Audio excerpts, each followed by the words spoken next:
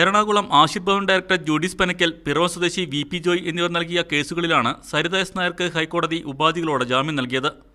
പ്രത്യേക അന്വേഷണ സംഘത്തിന്റെ കീഴിലുള്ള 33 കേസുകളിൽ 31 എണ്ണത്തിലും സരിതയ്ക്ക് ഇതോടെ ജാമ്യം ലഭിച്ചു. ജയിൽ മോചിതയാകാൻ ഇനി 2 കേസുകളിൽ കൂടി ജാമ്യം ലഭിച്ചാൽ മതി. എറണാകുളം പോലീസ് രജിസ്റ്റർ ചെയ്ത റെജിനാൾഡിൽ നിന്ന് സോളാർ പദ്ധതിയുടെ പേരിൽ 95 ലക്ഷം രൂപ തട്ടിച്ചു എന്ന കേസിലും വിമാനയാത്ര നടത്തിയ വകയിൽ 1.60 ലക്ഷം രൂപ നൽകാനുണ്ടെന്ന ട്രാവൽസ് ഉടമ മേഘരാജ് എന്നയാൾ നൽകിയ കേസിലും ജാമ്യം ലഭിക്കാനുണ്ടെന്ന് പോലീസ് അറിയിച്ചു. 12 കേസുകളിൽ സരിത ജാമ്യ നടപടികൾ പൂർത്തീകരിക്കാനുണ്ട്. തട്ടിപ്പിലൂടെ സരിത 6 കോടിയോളം രൂപയുടെ ആസ്തി സ്വന്തമാക്കിയതായി കാണിച്ച് പ്രത്യേക അന്വേഷണ സംഘം ഹൈക്കോടതിയിൽ റിപ്പോർട്ട് നൽകി. 16 അക്കൗണ്ടുകൾ ഇതിനകം മരവിപ്പിച്ചു.